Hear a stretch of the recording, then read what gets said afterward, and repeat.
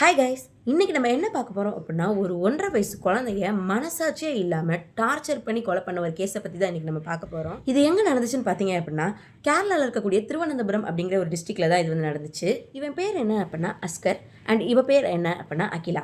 இந்த அஸ்கர் அப்படிங்கிறவன் யாரு அப்படின்னா அகிலாவோட லிவ் இன் பார்ட்னர். அந்த அகிலா யாரு அப்படின்னு பார்த்தோம் அப்படின்னா, அந்த இறந்து போன 1½ வயசு குழந்தையோட பயாலஜிக்கல் மதர் தான் அகிலா. அந்த குழந்தையோட பயாலஜிக்கல் ஃபாதர் வந்து அகிலா பிரெக்னென்ட் ஆயிருக்கும் போது இறந்துட்டாங்க. ஸோ அகிலாவும் லிவ் இன் பார்ட்னரும் சேர்ந்து தான் அந்த குழந்தைய வந்து இப்போ வந்து வளர்த்துட்டு வந்துட்டு இருக்காங்க.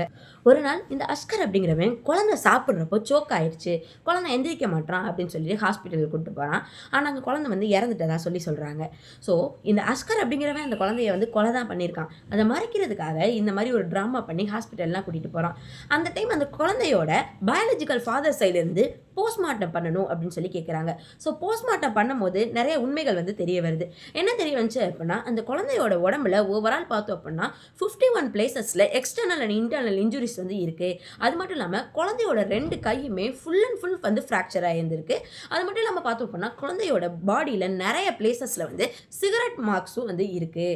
ஸோ அப்படிங்கிறது கண்டுபிடிக்கப்பட்டது. இது இன்வெஸ்டிகேஷனில் அந்த அக்சர் அப்படிங்கிறவனுமே இது அவன் தான் பண்ணேன் அப்படிங்கிறத ஒத்துட்ருக்கான். அது மட்டும் இல்லாமல் இது பண்ணது வந்து அந்த குழந்தையோட தாய்க்குமே தெரிய வந்த ஒரு விஷயம்.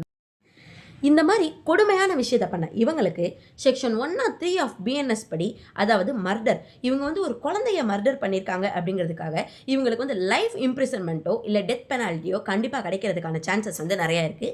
அது மட்டும் இல்லாமல் section 75 of juvenile justice act படி சைல்டு க்ரூயல்ட்டி அப்படிங்கிறதுக்கு கீழே இவங்களுக்கு வந்து 10 வருடம் கடுங்காவலான சிறை தண்டனையும் கிடைக்க வந்து வாய்ப்பு இருக்குது. இந்த மாதிரி யூஸ்ஃபுல்லான இன்ஃபர்மேஷன்ஸ் பற்றி தெரிஞ்சுக்க லவ் வித் மாலாவை மறக்காமல் ஃபாலோ பண்ணிக்கோங்க.